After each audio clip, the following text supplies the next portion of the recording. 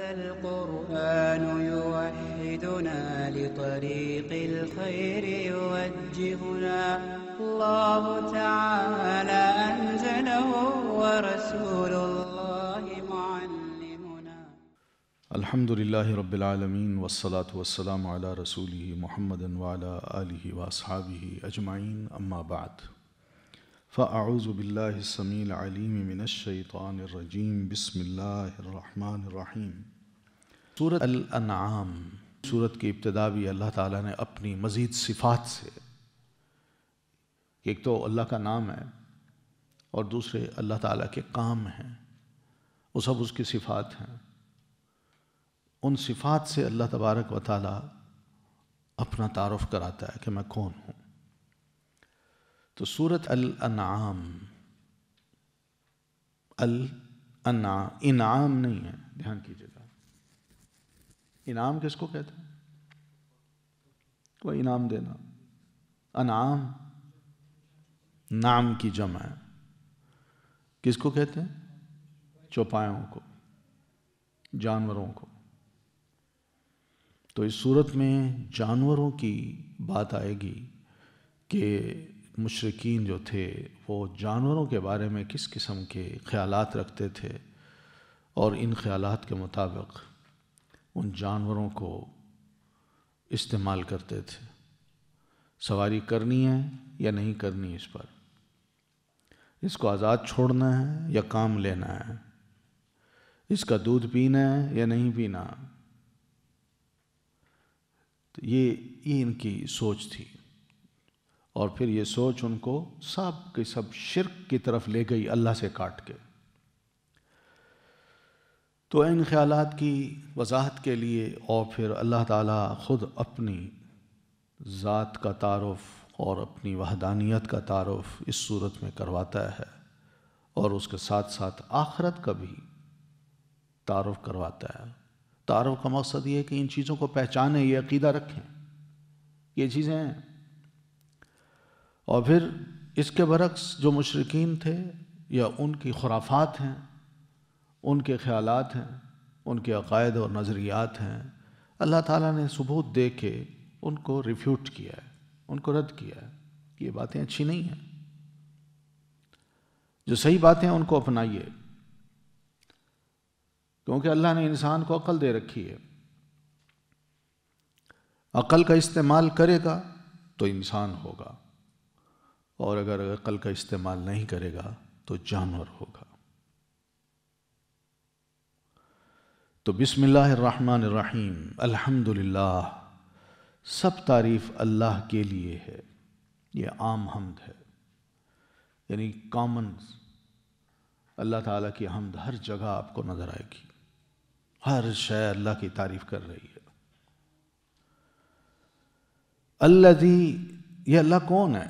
اب اللہ تعالیٰ نے اپنی صفات کا ذکر کیا ہے کہ میری ایک ایک صفت کو دیکھیے، کہیں آپ کو نقص نظر نہیں آئے گا، کوئی اس کو چیلنج نہیں کر سکتا.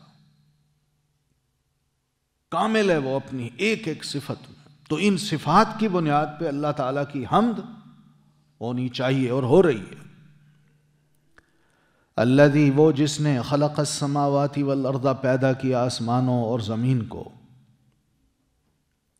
یہ ہے بڑی اس کی عظیم ہستی، صاحب جلال ہستی، کہ اس نے اپنی قدرت کاملہ سے زمین کو بھی بنایا، آسمانوں کو بھی بنایا. وجعل الظلمات، اور پھر مزید دلائل اللہ تعالیٰ کے وجود کے اور اس کی وحدانیت کے یہ بھی ہیں کہ اس نے بنایا الظلمات، اندھیروں کو، والنور، اور روشنی کو. ظلمات کس کی جمع ہے؟ ظلمت کی، تاریکی کو کہتے ہیں. اور نور، روشنی. نور واحد ہے اور ظلمات اس کے مقابلے میں جمع ہے. کیوں ہے؟ اس لیے کہ جو روشنی ہوتی ہے وہ ایک ہوتی ہے. نور، حق، سچ ایک ہوتا ہے، اور اس ایک کے مقابلے میں بہت سے جھوٹ ہوتے ہیں، تاریکیاں ہوتی ہیں، بہت سے نظریات ہوتے ہیں. اب اسلام ایک ہے، ایک نور ہے. اسلام کے مقابلے میں دیکھ لیں مختلف مذاہب جو ہیں یہ سب تاریکی ہیں، ظلمات ہیں۔ تو اللہ فرماتے ہیں اسی طرح کوئی محسوس تاریکیاں بھی دیکھی جا سکتی ہیں، انسان محسوس کرتا ہے۔ اندھیرا ہو تو اس کو تاریکی کہتا ہے، سورج غروب ہو جائے بالکل رات تاریک ہو جاتی ہے، چاند ہو تو ہلکی تاریکی ہوتی ہے، لیکن چاند غائب ہو جائے تو پھر تاریکی کی نوعیت کچھ اور ہوتی ہے۔ تو یہ محسوس ہوتی ہے کہ انسان اپنی آنکھوں سے محسوس کر لیتا ہے کہ اندھیرا ہی اندھیرا ہے۔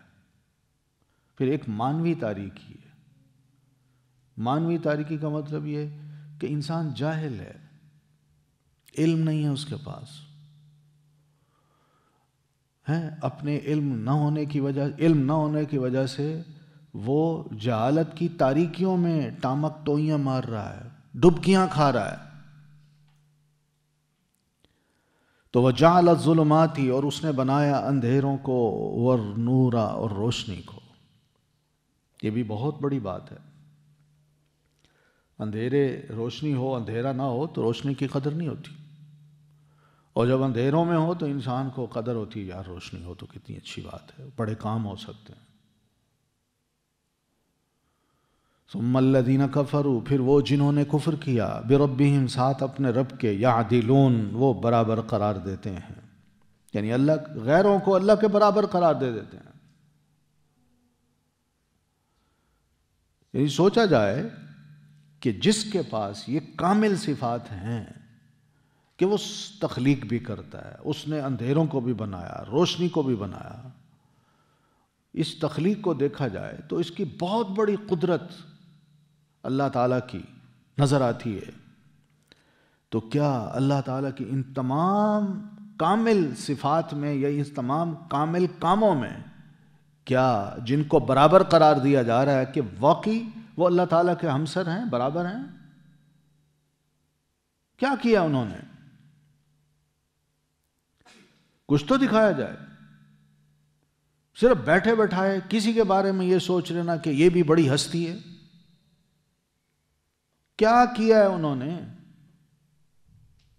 بلکہ اصل کیا ہے کہ وہ ہمسر نہیں ہیں، برابر نہیں ہیں، بلکہ فقیر ہیں، محتاج ہیں۔ وہ خود پیدا ہوئے ہیں یا ان کو کسی نے پیدا کیا ہے؟ خود پیدا نہیں ہوئے وہ، بلکہ اللہ نے ان کو پیدا کیا ہے۔ پیدائش کے وہ محتاج تھے، پھر پیدا ہونے کے بعد بڑے ہونے کے وہ محتاج تھے۔ جب پیدا ہوئے تو بہت کمزور تھے، اس وقت ان کو خوراک کی بھی ضرورت تھی،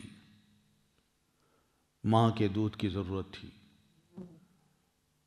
وہ کیسے خدا ہیں؟ وہ تو ہر لمحے ہر سانس پر اللہ کے محتاج رہے، ان کو کیسے اللہ کا برابر قرار دیا جاتا ہے؟ یہ ہے ثم کا معنی، ثم، ان تمام دلائل کے باوجود کہ اللہ کی ذات بہت بڑی ہستی ہے، پھر بھی لوگ کیا کرتے ہیں؟ کفر کرتے ہیں، کہتے ہیں نہیں، بلکہ کچھ اور ہستیاں بھی ہیں جو یعدلون، اللہ کے برابر ہیں۔ والذی، اللہ فرماتے ہیں سنو میں بتاتا ہوں، وہی ہے جس نے خلقکم، پیدا کیا تمہیں، یعنی ہم جو موجود ہیں ہمیں بھی، اور اگر ہم اوپر سوچیں ہمارے باپ دادا پردادا سب، ان کو بھی اسی نے پیدا کیا ہے۔ کس سے کیا ہے؟ من طین، مٹی سے، یعنی ہمارا مادہ جو ہے وہ مٹی سے بنا ہوا ہے۔ بابا آدم کو دیکھ لیں۔ ثم قضا اجلا، پھر اس نے مقرر کی ایک مدت، پیدا کر کے اس دنیا میں چھوڑا اور دنیا میں رہنے کا ایک ٹائم مقرر کیا کہ یہ تمہارا ٹائم فریم ہے، اس تاریخ سے لے کر اس تاریخ تک تم یہاں رہو گے، اور اس کے بعد تم یہاں سے ایک اور دنیا میں چلے جاؤ گے۔ لیکن یہاں رہنا جو ہے، یہ رہنا ایک امتحان کے طور پر ہے، یہ آزمائشی دنیا ہے، یہ مرحلہ تمہارا آزمائشی ہے۔ وَأَجَلٌ مُّسَمًّى عِندَهُ، اور ایک اور مدت مقرر ہے اس کے ہاں۔ ثُمَّ أَنْتُمْ تَمْتَرُونَ، پھر بھی تم شک کرتے ہو۔ ایک اور مدت کیا ہے؟ آخرت۔ مراد یہ کہ اس دنیا سے تم ادھر منتقل ہو جاؤ گے حساب کتاب کے لیے۔ جس کے اعمال اچھے ہوں گے ان کو بہترین جزا دی جائے گی، اور جس کے اعمال برے ہوں گے ان کو سخت سزا دی جائے گی۔ اور ایسا ہو رہا ہے، تم دنیا میں آتے ہو، پھر بہت سے لوگوں کو اپنے ہاتھوں سے دفناتے بھی ہو، کہتے ہو یہ دنیا چھوڑ گیا۔ یہ سب کام کس کے ہیں؟ اتنی بڑی وضاحت تمہیں کر دی ہے اور اتنا بڑا حق اور سچ تمہیں بتا دیا ہے، اس کے بعد بھی انتم تمترون، تم شک کرتے ہو؟ کیوں نہیں یقین آتا تمہیں؟ وَهُوَ اللَّهُ فِي السَّمَاوَاتِ وَفِي الْأَرْضِ، اور وہ ہے اللہ آسمانوں میں اور زمین میں۔ آسمانوں میں رہنے والے جو ہیں ان کے لیے بھی اللہ ہی ہے، اس کو مانتے ہیں کہ یہی الہ واحد ہے۔ جتنے فرشتے ہیں اوپر سب اللہ تعالیٰ کی عظمت کے قائل ہیں، اسی کی تسبیح کر رہے ہیں، اسی کے آگے سجدے کرتے ہیں، اسی کے محتاج ہیں، اسی کے حضور ڈرتے ہیں، اسی کا حکم مانتے ہیں۔ کوئی بھی دنیا کا خدا، کوئی پہنچی ہوئی ہستی وہ ان فرشتوں کو اپنا عابد نہیں بنا سکی، اور نہ ہی فرشتوں نے ان کو اپنا معبود بنایا ہے، وہ صرف اللہ کو مانتے ہیں۔ وَفِي الْأَرْضِ، اور زمین میں بھی، زمین میں جتنی بھی نیک ہستیاں ہیں، چاہے وہ انبیاء کرام ہوں، صدیق ہوں، شہداء ہوں، صالحین ہوں، وہ سب کے سب اللہ کے حضور عاجز بھی ہیں اور ڈرتے بھی ہیں اور اسی کے محتاج بھی ہیں۔ وہ مانتے ہیں کہ اللہ ہے۔ یعلم سرکم و جہرکم، وہ جانتا ہے پوشیدہ تمہارا اور ظاہر تمہارا، تمہارے اندر جو دل کے اندر، ضمیر کے اندر جو کچھ چھپا ہوا ہے، جو بھید ہیں، جو راز ہیں، جو دنیا کو تم نہیں بتاتے، لوگ بھی نہیں جان پاتے، مگر وہ اللہ سب کچھ جانتا ہے، اور تمہارا ظاہر ہے وہ بھی جان لیتا ہے۔ وَيَعْلَمُ مَا تَكْسِبُونَ، اور وہ جانتا ہے جو تم کماتے ہو، یعنی جو بھی عمل ہم کرتے ہیں یہ ہماری کمائی ہے، وہ ہماری اس کمائی کو بھی اچھی طرح جانتا ہے کہ یہ اچھی کمائی ہے یا بری کمائی ہے، میرے لیے کی ہے یا فلاں کے لیے کی ہے، اچھی نیت سے کی ہے یا بری نیت سے کی ہے۔ وہ کہتا ہے میں سب کچھ جانتا ہوں۔ تو جو ہستی اتنا کچھ جانتی ہو تو اس کی نافرمانی کیوں ہو؟ پھر اس سے بچنا چاہیے، اسی کو کہتے ہیں تقوی۔ وَمَا تَأْتِيهِمْ، اور نہیں آتی ان کے پاس، من آیتن کوئی نشانی، من آیاتی نشانیوں میں سے، ربہم ان کے رب کی، الا کانوا عنہا مگر ہیں وہ اس سے معرضین اعراض کرنے والے۔ کفار کا سخت کفر دیکھیے، سخت کفر، اور کس طرح وہ جھٹلاتے ہیں آیات کو، نشانیوں کو۔ اللہ فرماتے ہیں میں کوئی بھی نشانی جب بھیجتا ہوں ان کے پاس جو قطعی دلیل ہوتی ہے، بڑی ٹھوس دلیل ہوتی ہے، جس کی ان کے پاس تردید کی یا اس کو جھٹلانے کی کوئی صورت ہی نہیں ہے، اور پھر یہ نشانی آسانی سے حق کو قبول کروا سکتی ہے، جھوٹ چھڑوا سکتی ہے، اور پھر یہی نشانی ماننے والوں کو اللہ کے عذاب سے بچا بھی سکتی ہے، اور نہ ماننے والوں کو عبرت کا سامان بھی بنا سکتی ہے۔ مگر اس سب کچھ کے باوجود الا کانوا عنہا معرضین، مگر لوگ اس نشانیوں سے اعراض کرنے والے ہیں، غور سے نہیں سنتے، تدبر نہیں کرتے۔ دل ایسے لوگوں کے ایسی نشانیوں کو دیکھ کے جس میں بڑی عبرت ہو، دل ڈرتے نہیں ہیں، ان کے دلوں کے اپنے اپنے شغل ہیں، اسی میں مست ہیں یہ، ورنہ ایک ایک نشانی بندے کو اندر سے ہلا دے، اور جو ہلنے والے ہیں وہ فوراً مان لیں۔ فقد کذبوا، پس تحقیق انہوں نے جھٹلایا، بالحق، حق کو، لما جاءہم، جب وہ آیا ان کے پاس۔ حق کا حق یہی ہوتا ہے کہ اس کو قبول کیا جائے کہ سچ ہے، مگر یہ نہیں مانتے، نہ قبول کرتے ہیں نہ حق کی پیروی کرتے ہیں، بلکہ ان کا رویہ بالکل اس کے برعکس ہو جاتا ہے۔ فسوف یأتیہم، تو یہ یاد رکھیں ان قریب آئیں گے ان کے پاس، انباء، خبریں، ما، اس کی جو کانوں تھے وہ بھی، جس کا، یستہزئون، وہ مذاق اڑاتے۔ پھر اس وقت ان کو معلوم ہوگا کہ حق کیا ہے اور جھوٹ کیا ہے، پھر پتہ چل جائے گا یہ سب سچ ہے جو کہا گیا تھا، اور وہ سب جھوٹ تھا جس کو ہم نے اپنایا ہوا تھا۔ تو اللہ فرماتے ہیں فسوف یأتیہم، سوف یہ مستقبل کے لیے آتا ہے، اور جس میں یقینی بات ہوتی ہے کہ فیوچر میں یقین مانیے کہ یہ کچھ ہوگا، کہ ان کے پاس ایسی ایسی خبریں آئیں گی کہ جس کا یہ خود مذاق اڑاتے تھے۔ الم یرو، کیا نہیں انہوں نے دیکھا، مراد یہ ہے کہ ہم اب ان کو یہ بتانا چاہتے ہیں، ان کے خیال کو اس طرف لے جانا چاہتے ہیں کہ ماضی کی جو امتیں تھیں ہم نے ان کو کیسے پکڑا، ان کا انجام کیسا ہوا۔ الم یرو، کیا انہوں نے نہیں دیکھا، کم اہلکنا، کتنی ہی ہلاک کر دی ہم نے، من قبلہم، ان سے پہلے، من قرن، قومیں۔ قرن ویسے کہتے ہیں صدی کو، سنچری کو، قرن، قرون، خیر القرون قرنی ثم الذین یلونہم۔ تو قرن سے مراد کیا ہوتا ہے؟ صدی، لیکن ایک صدی میں ایک قوم تیار ہوتی ہے، تو اس لیے ایک صدی کے بعد دوسری، پھر تیسری، کتنی اللہ فرماتے ہیں ان قوموں کو کیا کیا ہم نے، ہلاک کر دیا۔ یہ مکی لوگ کیا نہیں جانتے؟ مراد یہ کہ انہوں نے دیکھا ہے، جانتے ہیں، یہ ان کے علاقوں سے یہ گزرتے ہیں، تباہ شدہ علاقے جو بستیاں ہیں ان کی۔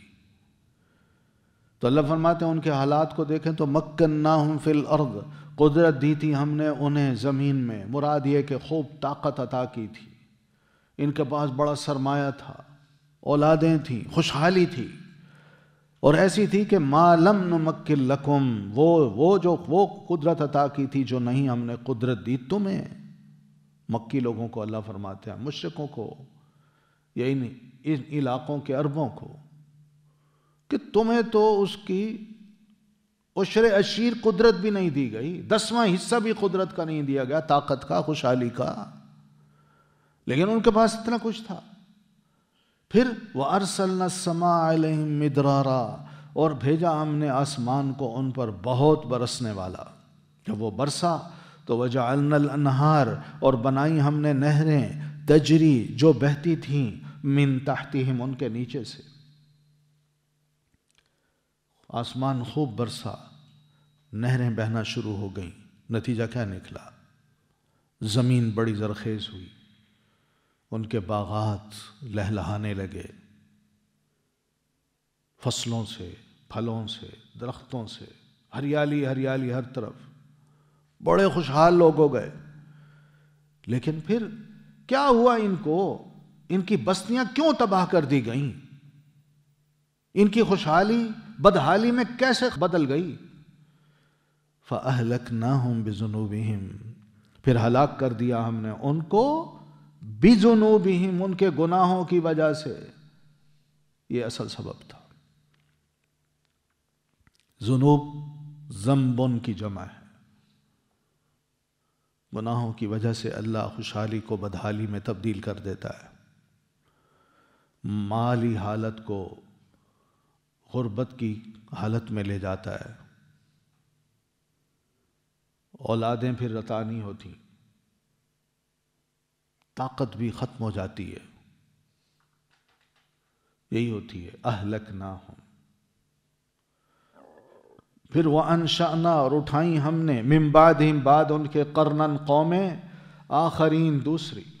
تو اللہ کی یہ سنت رہی ہے، یہی طریقہ رہا ہے اللہ کا کہ جب لوگ گناہ گار ہو جاتے ہیں، گناہوں میں ان کو لذتیں آتی ہیں، دین کو چھوڑ دیتے ہیں، نیکیاں ختم کر بیٹھتے ہیں، نیکیوں کی طرف ان کا کوئی شوق نہیں ہوتا، تو پھر اللہ کی سنت اور طریقہ یہی رہا ہے ماضی میں کہ ایسی قوم کو اب ختم کرو، دوسری کو لاؤ.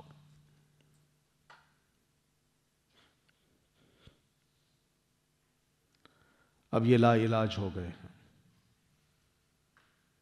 وَلَوْ نَزَّلْنَا عَلَيْكَ كِتَابًا اور اگر نازل کرتے ہم آپ پر ایک کتاب. یہ اور اللہ تعالیٰ نے ان کی سختی، دشمنی، عناد، کفر کا ذکر کیا ہے کہ یہ مشرک، یہ کافر کس قدر حق سے نفرت کرتے ہیں. اللہ فرماتے ہیں اور اگر نازل کرتے ہم علیک آپ پر کتاباً ایک کتاب، فی قرطاس کاغذوں میں یا کاغذ میں، فلمسوہ پھر وہ چھو لیتے اسے بایدیہم اپنے ہاتھوں سے، یعنی اپنے ہاتھوں سے وہ چھو کے بھی دیکھ لیتے، انہیں یقین آ جاتا کہ واقعی یہ کتاب ہے. تو اس کتاب کو صرف اس وجہ سے وہ ریجیکٹ نہیں کر رہے کہ اس کتاب میں خدا نخواستہ کوئی نقص ہے، یا وہ خود جاہل ہیں جس کی وجہ سے وہ اس کتاب کو نہیں سمجھ پا رہے، بلکہ اس کی وجہ کیا ہے کہ لقال الذین کفروا، یقیناً کہیں گے یا کہتے ہیں وہ جنہوں نے کفر کیا ہے، کیا ان ھذا الا سحر مبین، نہیں ہے یہ مگر جادو کھلم کھلا.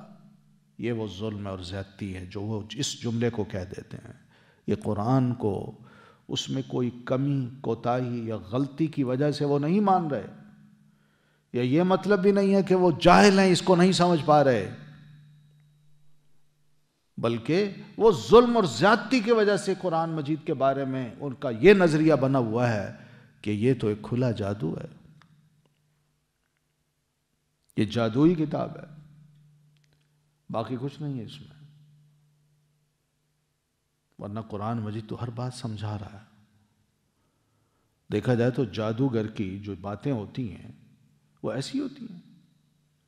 جادوگر اتنی عظیم کتاب لکھ سکتا ہے؟ جادوگر کو کیا پڑی ہے کہ وہ لوگوں کو اپنے آپ سے متنفر کرے اور سب سے کاٹ کے یہ کہے کہ تم اللہ کی عبادت کرو، اللہ کے بن جاؤ. وقالو اور انہوں نے کہا لولا انزل کیوں نہیں نازل کیا گیا علیہ اس پر ملکن کوئی فرشتہ. اللہ نے ان کو قرآن دیا رسول اللہ صلی اللہ علیہ وسلم کو تو ایک فرشتہ بھی ساتھ نازل کر دیتا جو آپ کی مدد کرتا، اور مدد یہ کرتا کہ دیکھو میں اللہ کا فرشتہ ہوں، میں کہتا ہوں کہ اللہ تعالیٰ نے اس کو تمہارا رسول بنایا، تم اس کو مانو،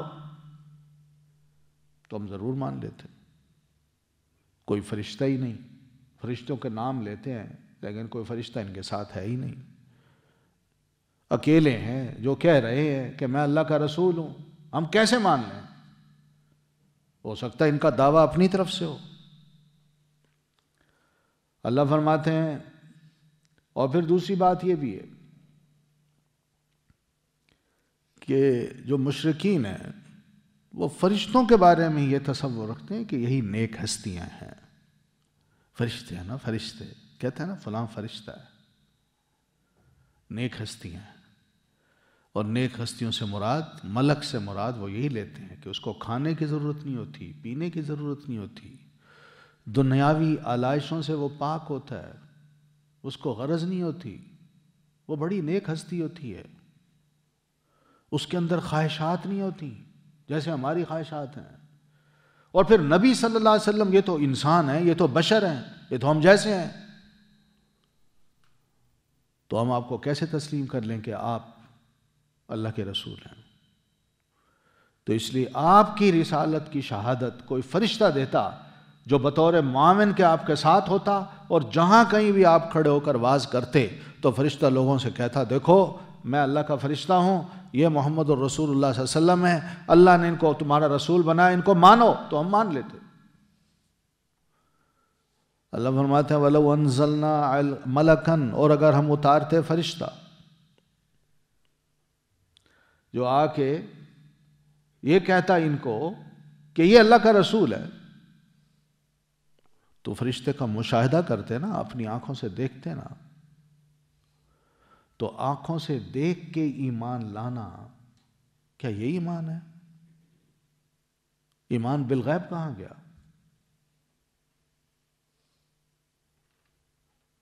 آج یہ اعتراض، آج یہ کہا جا رہا ہے کوئی فرشتہ ہو، کل کو یہ کہا جائے گا کہ اللہ ہمارے سامنے آیا، وہ خود کہے کہ میں تمہارا اللہ ہوں، تو پھر ایمان بالغیب کس چیز کا نام ہے؟ تو وَلَوْ جَعَلْنَاهُ وَلَوْ أَنزَلْنَا مَلَكًا، اور اگر اتارتے ہم فرشتہ، تو لَقُضِيَ الْأَمْرُ، البتہ فیصلہ کر دیا جاتا معاملے کا، کیونکہ فرشتے جب اترتے ہیں تو وہ دو باتیں لے کے آتے ہیں، مان جاؤ، اگر وہ مان لیں تو ٹھیک ہے، اور اگر نہیں مانتے تو پھر اسی وقت قوم کا فیصلہ کر دیا جاتا ہے۔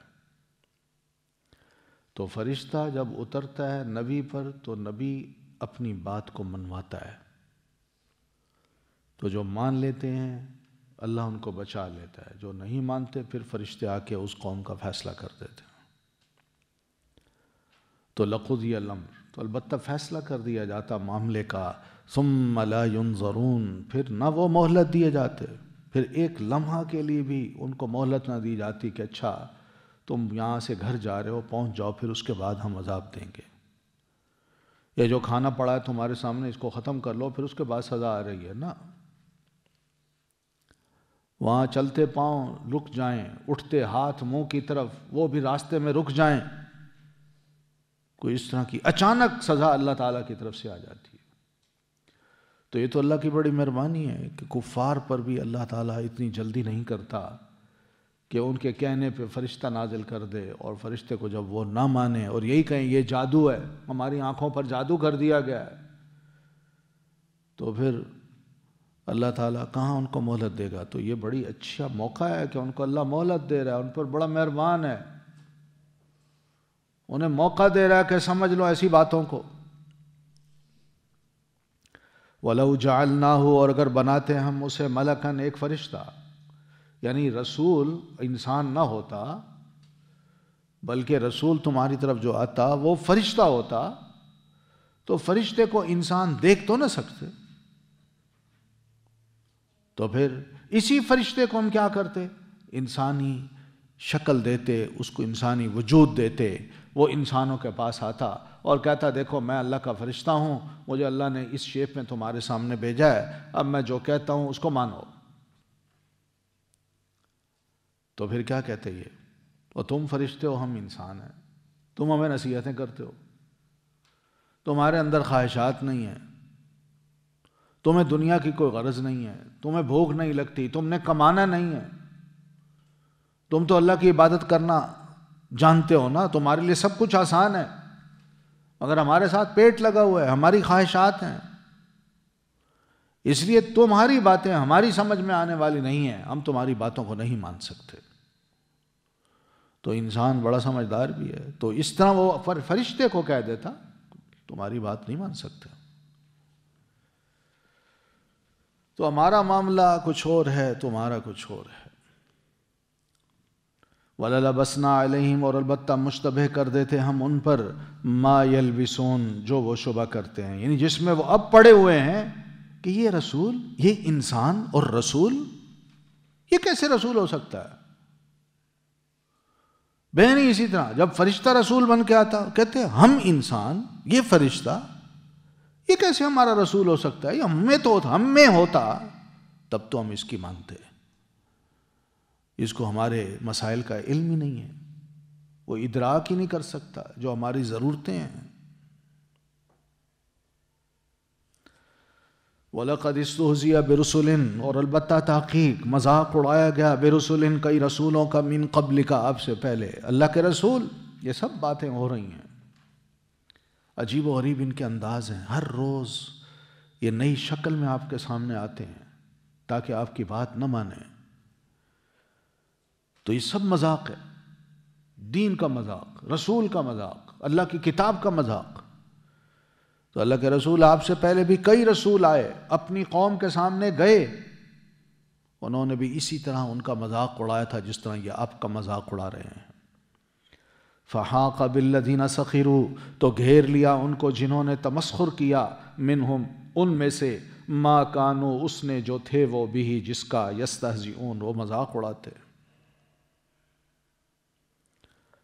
بس مذاق اڑانے پہ رسول تنبیہ کرتا کہ بھئی یہ اللہ کا کلام ہے، اللہ کی بات ہے، میں سیریس ہوں، کھلا تم تک پہنچا رہا ہوں، مان لو ورنہ۔ وہ کہتے تھے ورنہ لے آؤ، اتنا عرصہ ہو گیا یہ باتیں کر رہے ہو، کہاں آیا ہے کوئی اللہ کا عذاب؟ تو بس یہ مذاق اڑانا تھا، تو یہی مذاق عذاب کی صورت میں اللہ تعالیٰ نے ان پر بھیج دیا اور اسی میں وہ پکڑے گئے۔ قل سیرو، اگر یقین نہیں آتا تو ان سے کہیے اللہ کے رسول، سیرو فی الارض، چلو پھرو زمین میں، ثم انظروا، پھر دیکھو، کیف کان عاقبۃ المکذبین، کس طرح ہوا انجام جھٹلانے والوں کا۔ وہ مذاق اڑاتے تھے نا، مذاق اڑانا جھٹلانا ہے،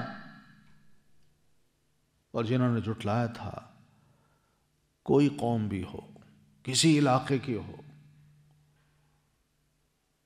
ان کی فورسز، ان کی طاقت کیا اللہ کی سزا کے مقابلے میں کام آ سکی؟ وہ اپنے آپ کو بچا سکے؟ اللہ تعالیٰ نے پوری کی پوری قوم یا تو غرق کر دی، تہس نہس کر دی، اور ان کے علاقوں کو برباد کر دیا۔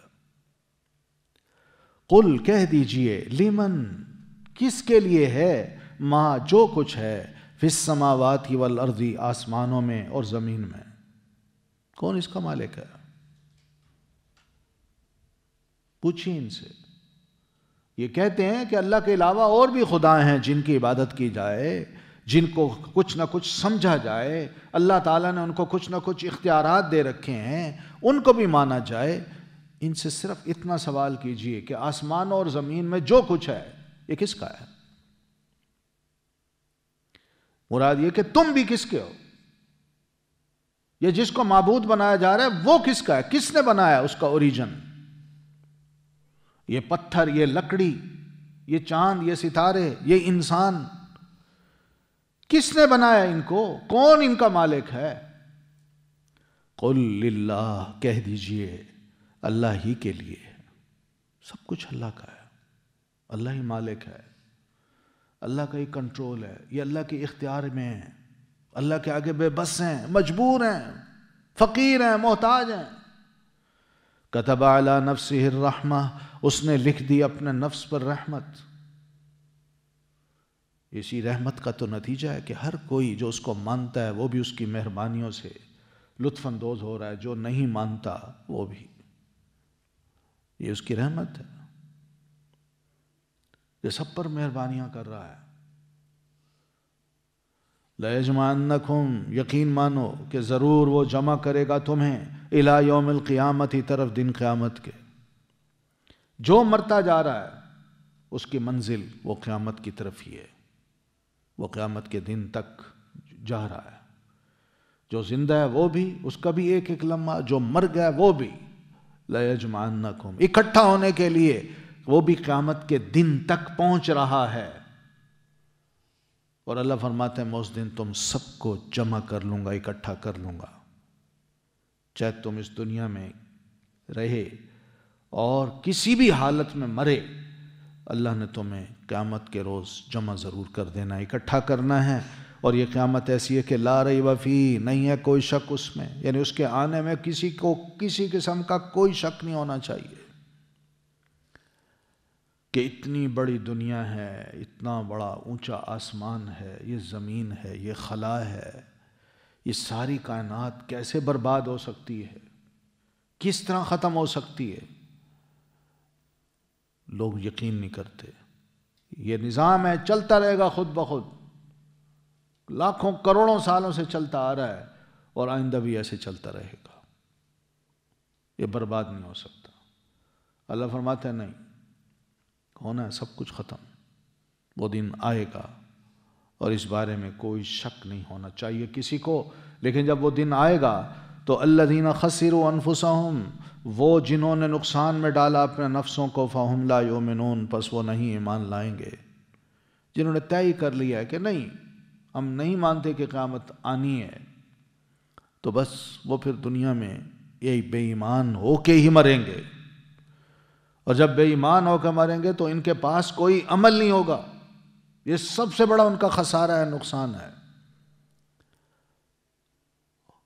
کیونکہ وہاں تو عمل کی بنیاد پہ رزلٹ دیے جائیں گے نا، جب عمل ہی نہیں تو نقصان ہے، اور جو عمل کر کے لایا وہ فائدے میں رہا۔ وَلَهُ، اور اسی کے لیے ہے، ما سکنا، جو ساکن ہے، ٹھہرا ہوا ہے، فی اللیل والنہاری، رات میں اور دن میں، وَهُوَ، اور وہ، السمیع، خوب سننے والا ہے، العلیم، خوب جاننے والا ہے۔ رات میں ساری دنیا، یعنی جہاں جہاں تاریکی ہوتی ہے، ایک سکون سا، ٹھہراؤ سا طاری ہو جاتا ہے۔ اب کوئی اپنے کمرے میں سو رہا ہے، کوئی اپنے بل میں گھسا ہوا ہے، کوئی پانی کی تہ میں چلا گیا ہے، سب اپنی جگہ پہ۔ اللہ فرماتے ہیں اس حالت میں بھی میرا ان پہ کنٹرول ہے، اس حالت میں بھی میں نے سکون ان کو دے رکھا ہے، ٹھہراؤ ہے، نیند کر رہے ہیں، آرام کر رہے ہیں، اور اسی حالت میں بھی میں ان کو پکڑ سکتا ہوں۔ اور والنہار، اور دن میں بھی بہت سی چیزیں جو رات کو جاگتی ہیں، ایکٹیو ہوتی ہیں، وہ دن کی روشنی میں جا کے ٹھہر جاتی ہیں۔ تو یہ کچھ بہت سے چل پھر رہے ہوتے ہیں، بہت سی حرکت کر رہے ہوتے ہیں، اور بہت سی چیزیں ہوتی ہیں جو ٹھہری ہوئی ہوتی ہیں۔ یعنی موذی جانور دیکھ لیں، وہ کبھی بھی دن کو نظر نہیں آئے گا، وہ دن بل میں گھس جاتا ہے، ٹھہرا ہوا ہے۔ کچھ پرندے ہیں جو دن کو نظر نہیں آتے، وہ رات کو اڑتے ہیں، تو وہ اپنی جگہ ٹھہر جاتے ہیں۔ اور اسی طرح بہت کچھ ہے، بہت سی مخلوق ہے۔ تو یہ سب کچھ جو بھی ٹھہراؤ رات کا وقت یا رات کے وقت یا دن کے وقت نظر آتا ہے، اللہ فرماتا ہے لہو، یہ میرے لیے۔ لہو کا مطلب میرا کنٹرول ہے، میرے اختیار میں ہے، میں نے یہ سارے سکون ان کو دے رکھا ہے، ٹھہراؤ دے رکھا ہے، جب چاہوں یہ سب کچھ چھین سکتا ہوں۔ اور پھر وَهُوَ السَّمِيعُ، اور وہ خوب سننے والا ہے۔ رات کی تاریکیوں میں بھی کوئی اپنے رب کو پکارتا ہے تو اللہ اس کو بھی سنتا ہے۔ اور العلیم، ایک ایک چیز کو جو جہاں کہیں جا کے ٹھہری ہوئی ہے، اللہ اس کو بھی اچھی طرح جانتا ہے۔ قل، کہہ دیجئے، اغیر اللہ، کیا سوائے اللہ کے، اتخذ، میں بنا لوں، ولین، کوئی دوست، فاطر السماوات والارض، جو پیدا کرنے والا ہے آسمانوں اور زمین کا، وہو یطعم، اور وہ کھلاتا ہے، ولا یطعم، اور نہیں وہ کھلایا جاتا۔ یعنی جس اللہ نے زمین اور آسمان کی ابتدا کی ہے، پیدا کیا ہے، کیا اس کو چھوڑ کے میں کسی اور کو اپنا دوست بنا لوں؟ ولی کا مطلب یہاں کہ پروٹیکٹر بنا لوں، کہ وہ کسی مصیبت میں میرے کام آئے گا، کسی دکھ کو وہ دور کرے گا، مجھے سکھ عطا کرے گا، میری بیماریاں دور کرے گا، مجھے اولاد دے گا، یا مجھے مصیبتوں سے بچائے گا۔ میں اللہ کو چھوڑ کے کس طرح دوسروں کو اپنا دوست بنا سکتا ہوں، پروٹیکٹر بنا سکتا ہوں، اپنا ولی بنا سکتا ہوں، جبکہ اس اللہ نے تو آسمان اور زمین کو پیدا کیا ہے، اور میں بھی اسی کی ایک حصہ ہوں۔ وَهُوَ يُطْعِمُ، اور پھر وہ اللہ ایسا ہے، وہ ولی ایسا ہے کہ وہ کھلاتا ہے، وَلَا يُطْعَمُ، اور نہیں وہ کھلایا جاتا۔ وہ تو ساری مخلوق کو کھلا رہا ہے، جب اس نے پیدا کیا ہے تو کھلا بھی رہا ہے۔ اور اس کے مقابلے میں جو دوسرے ولی ہیں وہ کھاتے ہیں، انہیں نذرانے پیش کیے جاتے ہیں، ان کے بارے میں یہی سمجھا جاتا ہے کہ ان کو کھلاؤ، ان کو دو، جبکہ اللہ کھلاتا ہے، وہی پلاتا ہے، وہی پیدا کرنے والا ہے، پیدا کی ہوئی چیز اس کی اور کھلائی دوسروں کو جا رہی ہے، اور وہ کہتا ہے میں کھلاتا ہوں، میں لیتا نہیں ہوں، مجھے کھانے کی ضرورت نہیں ہے۔ کیسے توڑیں، کتنے زبردست دلائل ہیں، اور اللہ کا اپنا تعارف بھی ہے، اور مشرکین کے جو خیالات ہیں اللہ تعالیٰ نے ان کو کس طرح اپنے ان دلائل سے توڑ کے رکھ دیا ہے۔ قل کہہ دیجئے انی امرتو، بے شک میں حکم دیا گیا ہوں، ان اکونا کہ میں ہو جاؤں، اول من اسلم، سب سے پہلا جو اسلام لایا، کہ اللہ کا حکم آئے سب سے پہلے اس کو ماننے والا کون ہو؟ میں ہوں۔ تو نبی علیہ السلام پر جو ہی وحی نازل ہوئی آپ نے مان لیا، پھر اس کو ماننے کے بعد آپ پبلک میں آئے تو جو بعد میں ایمان لایا مان چکا وہ دوسرا ہے، لیکن سب سے پہلے میں یہ کام کروں تو میں نے مان لیا۔ وَلَا تَكُونَنَّ مِنَ الْمُشْرِكِينَ، اور نہ ہرگز ہوں آپ مشرکوں میں سے۔ مومن بننا ہے، مسلم بننا ہے، مومن کے خیالات موحدانہ ہوتے ہیں، اور مشرک کے خیالات مشرکانہ ہوتے ہیں، وہ اللہ کو چھوڑ کے کسی اور کو اپنا پروٹیکٹر بناتا ہے۔ اس لیے اللہ کے رسول آپ مشرکوں میں سے نہیں ہو سکتے، نہ ہوں، یہ نہیں مطلب کہ ہوں گے آپ، بلکہ آپ کے ذریعے جو مومن مسلم ہے اس کو سمجھایا ہے کہ جب تم اللہ کو مان چکے کہ وہی فاطر السماوات والارض ہے، وہی آسمان و زمین کا خالق ہے، وہی ہمیں کھلاتا ہے، وہ مجھ سے کھانا نہیں مانگتا، نذرانے نہیں مانگتا، اس کی خدائی نذرانوں پہ نہیں چلتی، تو اس لیے آپ موحد بن کے رہیں، مشرک بن کے نہ رہیں۔ قل کہہ دیجئے انی اخاف، بے شک میں ڈرتا ہوں، ان عصیت، اگر نافرمانی کی میں نے ربی، اپنے رب کی، عذاب یوم عظیم، عذاب سے بڑے دن کے۔ اللہ کی نافرمانی کیا ہے؟ یعنی اس کے علاوہ کسی اور کو اپنا ولی بنانا، پروٹیکٹر بنانا، یہ بہت بڑی نافرمانی ہے۔ اگر میں نے دنیا میں یہ نافرمانی کر لی تو پھر کیا ہوگا؟ کل کا بڑا دن جو ہے اس کا بڑا عذاب وہ مجھے بھگتنا پڑے گا۔ اس لیے یہ تو سوچ کے، تصور کر کے ہی میں ڈرتا ہوں کہ وہ دن آئے اور اللہ مجھ سے یہ پوچھے، میں تو یہ کام نہیں کر سکتا، میں صرف ایک اللہ کو مانوں گا، وہی میرا ولی ہے، اور میں کسی کو اپنا خدا، معبود کسی بھی حیثیت میں نہیں مان سکتا۔ من یصرف عنہ، جو پھیر دیا گیا اس سے، یعنی اس عذاب سے، یومئذ، اس دن، فقد رحمہ، تو تحقیق اس نے رحم کیا اس پر، یعنی جو اس دن کے عذاب سے پھیر دیا گیا، جاؤ تمہیں معاف کرتے ہیں، یعنی اس کا رخ عذاب سے پھیر کے جنت کی طرف کر دیا گیا، تو فقد رحمہ، تو یقیناً اللہ نے اس پر بڑا رحم کیا، مراد یہ کہ اس کو معاف کر دیا۔ لیکن اس کا رحم پانے کے لیے کچھ نہ کچھ دنیا میں کرنا پڑے گا، اسی کے آگے عاجز بننا پڑے گا، اسی کو سب کچھ ماننا پڑے گا، اسی کے آگے جھکنا پڑے گا، اسی کے نام کے نذرانے دینے ہوں گے، اسی کو سجدے کرنے ہوں گے، اسی کو سب سے بڑی ہستی سمجھنا ہوگا، اور اس کے مقابلے میں کسی کو بھی جو کسی حد تک بھی ہے، چاہے وہ ولی ہے، چاہے وہ شہید ہے، چاہے وہ صدیق ہے، چاہے وہ نبی ہے، سب کو اس کے دربار کا فقیر سمجھنا ہوگا، تب جا کے اللہ کا رحم نصیب ہوتا ہے۔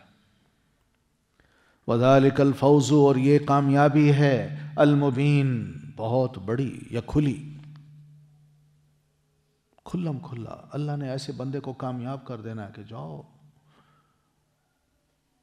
وَإِن يَمْسَسْكَ اللَّهُ، اور اگر پہنچائے آپ کو اللہ بِضُرٍّ کوئی نقصان، فَلَا كَاشِفَ لَهُ، تو نہیں ہے کوئی دور کرنے والا اسے۔ اللہ کی طرف سے کوئی نقصان آئے، دنیا کی کوئی ہستی نہیں ہے، ڈاکٹر ہو، کوئی صالح انسان ہو، کوئی دم جھاڑ والا ہو، کوئی تعویذ گنڈے دینے والا ہو، اللہ نے اگر یہ فیصلہ کر لیا کہ آپ کو میں نے یہ نقصان پہنچانا ہے، تو کوئی ایسا نہیں ہے جو آئے اور اس نقصان کو آپ سے دور کر سکے۔ فلا کاشفہ، لا کاشفہ، لا ہے نافیہ اور کاشفہ آگے نکرہ آیا، نکرہ، معرفہ نہیں آیا۔ تو کاشفہ جب نکرہ آئے تو اس کا مطلب ہے کوئی نہیں، جیسے لا الہ، نہیں کوئی معبود الا اللہ، مگر اللہ۔ یہاں بھی کوئی بھی ہستی نہیں ہے، کوئی بھی اللہ کے علاوہ جو اس کو دور کرنے والا ہو۔ کتنی کھلی کھلی باتیں ہیں۔ آج یہی مسئلے ہیں ہم مسلمانوں کے، ہم اللہ کو بھی مانتے ہیں مگر جب تکلیف ہوتی ہے تو بھاگتے ہیں ان درباروں پہ، ان پیروں فقیروں کے پاس، تعویذوں کا سہارا لیتے ہیں، گنڈوں کا سہارا لیتے ہیں، کالے دھاگوں کا سہارا لیتے ہیں۔ یقین نہیں ہے ہم مسلمانوں کو ان آیات پہ۔ کیسے ہم مسلمان ہیں؟ کلمہ بھی پڑھیں، دعویٰ بھی کریں، اور پھر اللہ کے دربار کو چھوڑ کے، اس کے در کو چھوڑ کے کسی اور کے در پہ جائیں اور اسی کو سمجھیں کہ یہی ہے مصیبت دور کرنے والا، یہی ہے مشکل کشا، یہی ہے داتا۔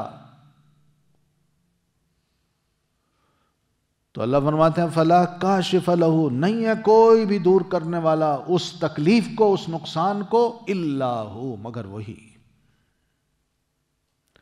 وَإِن يَمْسَسْكَ بِخَيْرٍ، اور اگر وہ پہنچائے آپ کو کوئی بھلائی، فَهُوَ عَلَى كُلِّ شَيْءٍ قَدِيرٌ، تو وہ اوپر ہر چیز کے قادر ہے،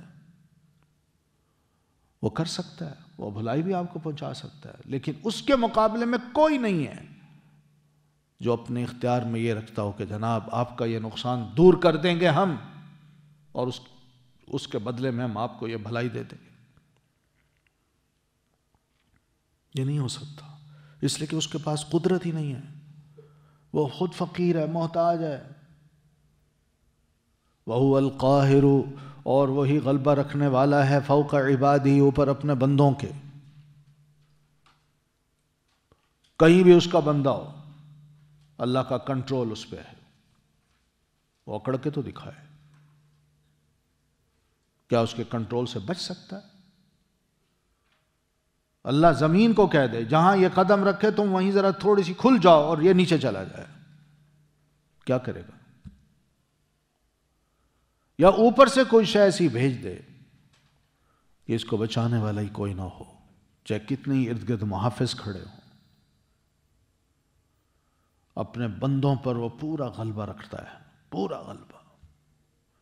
بندے چھوٹ کے کہیں چلے جائیں، کسی بنکر میں جا کے چھپ جائیں، کسی غار کے اندر چلے جائیں، اللہ کے غلبے سے باہر نہیں ہو سکتے ہو۔ وَلَوْ كُنْتُمْ فِي بُرُوجٍ مُشَيَّدَةٍ، خواہ تم بڑے بڑے مضبوط قلعوں پہ بھی اپنے آپ کو بند کر لو، اللہ کا کنٹرول تم پر ایسا ہے، وہ چاہے تو تمہیں وہیں بھی موت دے سکتا ہے۔ وَهُوَ الْحَكِيمُ، اور وہ بہت حکمت والا ہے، الخبیر، خوب باخبر ہے۔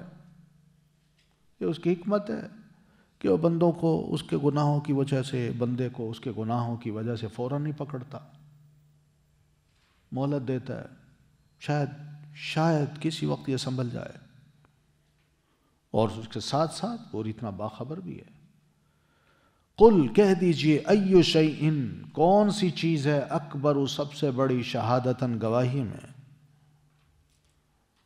یعنی یہ سب کچھ جو ہو رہا ہے، جو اللہ نے فرمایا ہے میں تکلیف پہنچاؤں اس کو دور کرنے والا کوئی نہیں، میرا غلبہ ہے بندوں پر، سب انسان اپنی آنکھوں سے دیکھتے بھی ہیں، یہ شہادت نہیں ہے کہ واقعی اللہ تعالیٰ کی ہستی بہت بڑی ہے، دوسرے اس کے سامنے ہیچ ہیں، عاجز ہیں، فقیر ہیں، محتاج ہیں، ذلیل ہیں. اس سے بڑی شہادت اور کیا ہو سکتی ہے؟ دنیا دیکھ رہی ہے، روز ہر ایک کے ساتھ یہ معاملہ ہو رہا ہے کہ اللہ کی ذات بہت بڑی ہستی ہے. قل اللہ، کہہ دیجئے اللہ ہی. یعنی اللہ کی شہادت واقعی یہی ہے کہ جو وہ کہہ رہا ہے میں سب سے بڑی ہستی ہوں، میں سب کچھ کرنے والا ہوں، یہ بات بس بہت ہے. اس سے بڑھ کر کسی اور کی بات تسلیم نہیں کی جا سکتی. یہ بہت بڑی گواہی ہے.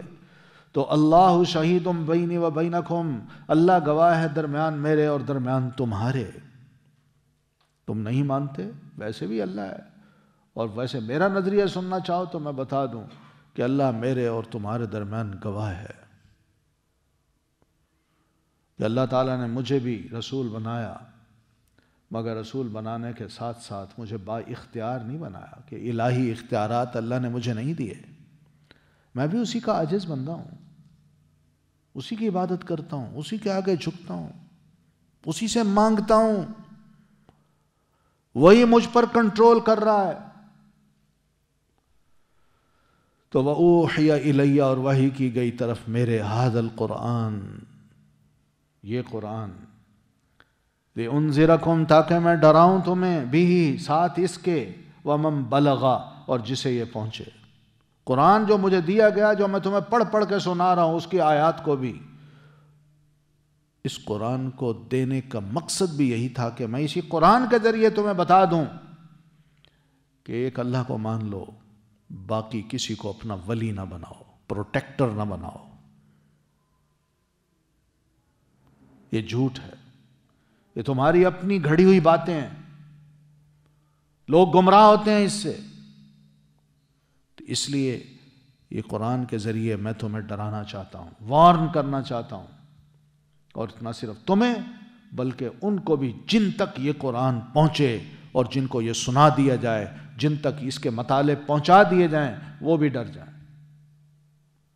اِنَّكُمْ لَتَشْهَدُونَ، کیا یقیناً تم البتہ گواہی دیتے ہو، اَنَّ مَعَ اللَّهِ آلِهَةً أُخْرَى، کہ بے شک ساتھ اللہ کے الہ ہیں دوسرے. یہ سارے حالات جو تمہارے ساتھ بیت رہے ہیں، جو تمہارے ارد گرد ہو رہا ہے، اس کا قہر، اس کا غلبہ، وہ سب تمہیں نظر آتا ہے. کیا ان سب کو جانتے بوجھتے، آنکھوں دیکھتے، پھر تم اس بات کی گواہی دے سکتے ہو کہ اللہ کے علاوہ کچھ اور ہستیاں بھی ہیں جو یہ غلبہ رکھتی ہیں، جو یہ کنٹرول کرتی ہیں، جو کھلاتی ہیں، پلاتی ہیں، یا ان کے پاس اختیارات ہیں؟ کیا تم اس کی گواہی دیتے ہو؟ اگر بے شک تم دے دو گے، مجھے پتہ ہے کہ تم دے دو گے، تم کہو گے ہاں ضد میں آ کے، مگر قل لا اشہد، آپ ان سے کہہ دیجئے کہ میں کبھی ایسی گواہی نہیں دوں گا. کیونکہ حقیقت یہی ہے. سبحانک اللہم و بحمدک، اشہد ان لا الہ الا انت، استغفرک و اتوب الیک. اللہ تعالی انزلہ ورسولہ